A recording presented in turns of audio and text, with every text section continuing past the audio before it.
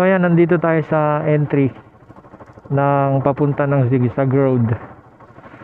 Dito sa may Imi Road to.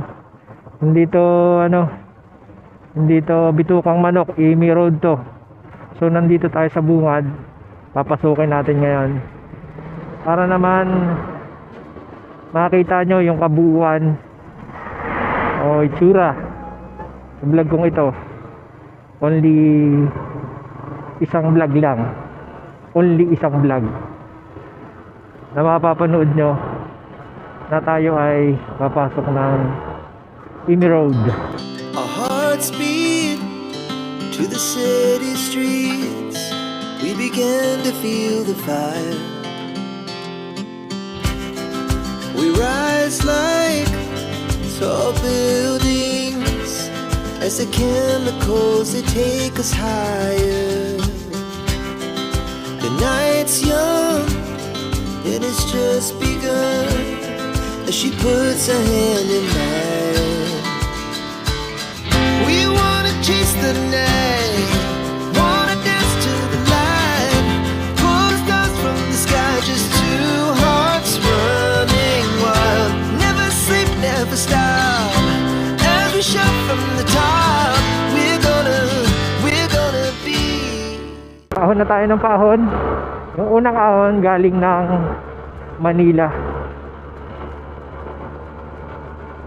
Medyo maganit ang ahon gawa ng medyo maganit ang takbo natin gawa ng ito'y paahon.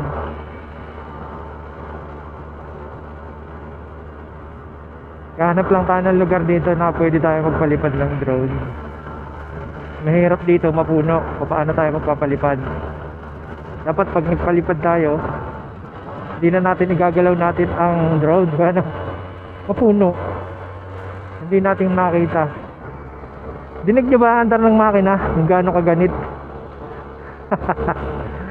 Ayan o. Sayang wala tayong wala tayong odometer para malaman natin kung gaano kahaba itong Imi Road. Bagay, pwede naman nating i-research kung hanggang saan ito.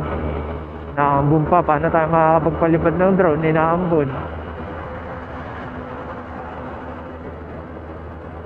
Naambon dito. Patay tayo dyan. Wala akong barya.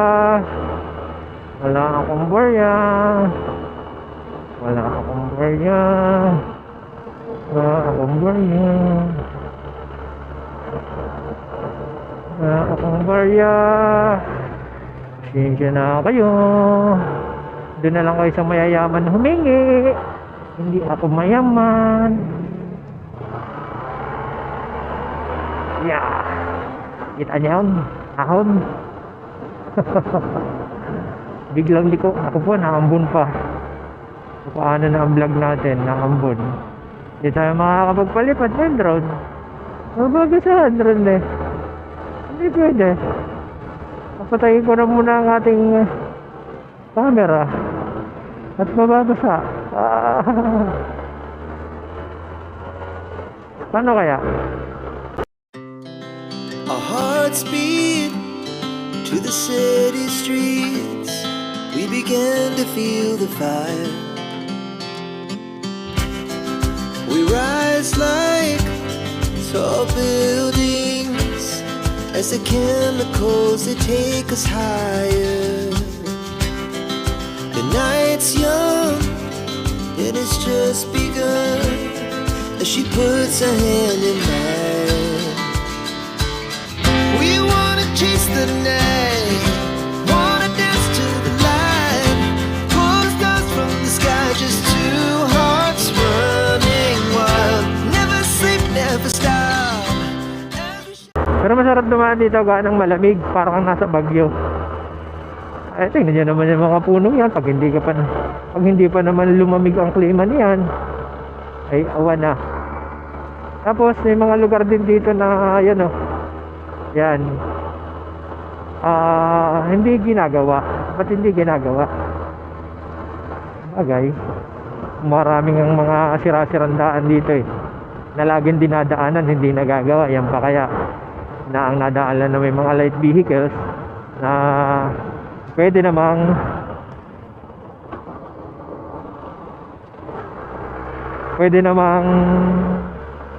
umiwas. Siguro hindi ginagawa. Talagang dito sa Quezon, kung andito yung yung DPWH sa may Gumaca yun andito.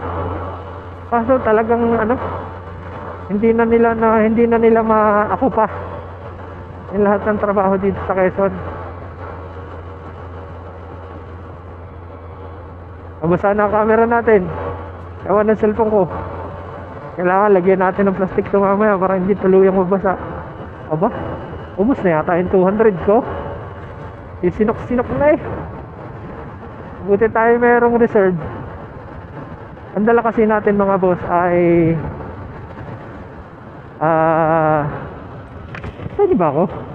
Yan, maganda sana kung nakaganyan ako Yan. Ang dala natin ay FJ.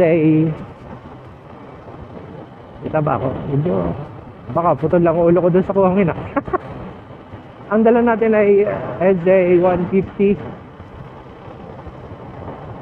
Chill ride lang tayo. Dumaan tayo dito sa may Atipunan. Dumaan tayo dito sa may Atimunan, Amy Road. Sabi ni paring kong Amy Road daw. Buti pa yung taga Mindanao, alam. Akong taga Luzon, hindi ko alam. So yan, puro lusong na ang ating dinadaanan. At hindi nagalit ang ating makina, puro palusong na to. Tapos meron ditong pwede kang tumambay. Pero hindi na ako tatambay. Panoorin nyo na lang sa ibang vlog. Pero hindi itong stopover malapit dito. Pero bago ka sumapit doon sa may stopover na yun, dadaan ka muna ng lubak. Ayan. Makuha kaya natin sa gilid. Ayan. Pinagbanyahan. Kaya pwedeng tumigil. Pwede dyan kumain. Malubak talaga. Yan. Pwede dyan. Stopover kayo dyan. Kung mayroong makakain ay kumain kayo. Ayan. Tapos diretso na. Palusong na to. Mamaya pag pinatigil tayo, i-off ko ng camera. Tapos dun lang tayo sa may unahan. Dito kasi patitigilin ka. Tapos pag nag-go ka, ka-counterflow ka na dun sa sa daan niya. Katulad niyang dito. Parang kotse yun. Dahan-dahan. At talagang hindi ko. Alright. So, go tayo. Go daw tayo. Go. Kuya, kahit Maria lang kuya. Dahan. Mag-overshoot. Hirap na.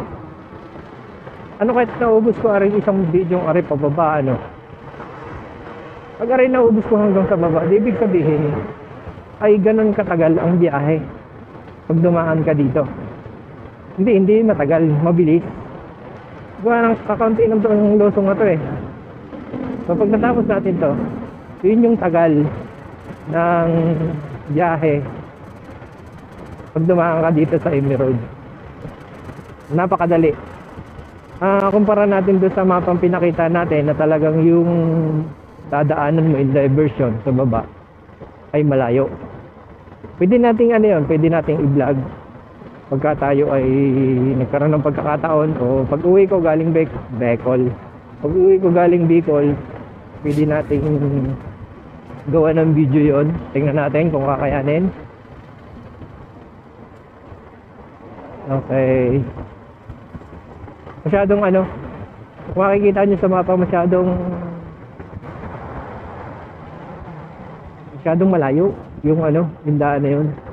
Kaya tapos ang pangit pa ng daan. Napanood ko lang doon sa vlog, latest vlog, parang ito lang September. Na yung daan doon ay lubak-lubak, tapos malinis ay may ma-aksidenteng mga truck. Gawa ng daanan ng mga truck yun eh. Kaya malamang doon ma-aksidente yung truck. Wala nga naman dito sa Imi Road ma-aksidente yung truck, ay doon sila nadaan. Bawal dito dumaan ng mga truck. Nadaan lang dito yung mga 4 wheels. Hindi nga dito nadaan ng 6 wheeler eh. Ay! Nandito na tayo. Okay na. So yun. Andito na tayo. Nasa Maharlika Highway na uli tayo. Yan o. So ibig sabihin, kung gaano katagal tong video ito, walang cut to, ganun katagal yung biyahe natin diyan sa Imi Road. So yun lang. Ganun lang kasimple. Ang bilis, no? Samantala kung doon daw dadaan sa may diversion road, matagal. Kaya okay na rin yan dumaan diyan sa sa Imi Road. Mas mabilis. Another vlog. Laking bagay itong ginagawa natin ito, na tayo ay nakakapag-vlog. Siguro pagbalik ko na lang ako kukuha ng drone shots doon, kuha ng naulan ay di pagbalik na lang, sana hindi naulan. So yan, siguro total natapos naman na natin yung yung Imi Road. Dito ko natatapusin tong vlog na to, at sana ay nag-enjoy kayo sa ganda ng Imi Road. Ganun lang naman. Sana ay pagka kayo dumaan ay ma-enjoy nyo din yung pagdaan sa zigzag road na yon. Pero doon sa mga nakadaan na, malamang makaka-relate kayo sa experience ko. Sadyang masarap dumaan, malamig, tapos pwede ka tumambay. Kung napansin nyo kanina, marami nakatigil doon. Ay, tatamaan ng gabok, wala akong salamin eh. Marami nakatigil doon.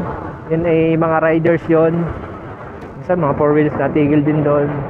So ganun ng eksena pagka dumaan ka ng Imi Road o zigzag road. So mga boss, ano ka nababa tong camera ito? Luag ka ba? So mga boss, hanggang dito na lamang ang video ito. At maraming salamat sa panonood sa video ito. Kung bago ka pa lang sa channel na to, ay siyempre, huwag mo kalimutan mag-subscribe at pindutin yung bell button dyan sa baba para ma-notify ka pag tayo ay merong bagong video. Maraming salamat mga boss. Susunod na video ulit, gagawa ulit tayo dito sa ating matadaanan. Pabigol kasi ako mga boss. Salamat.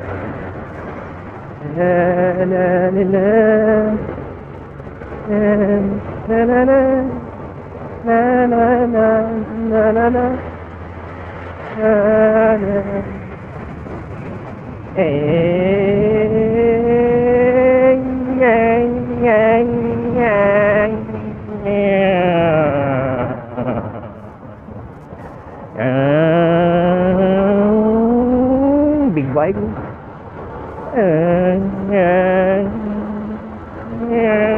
Tit tit tit.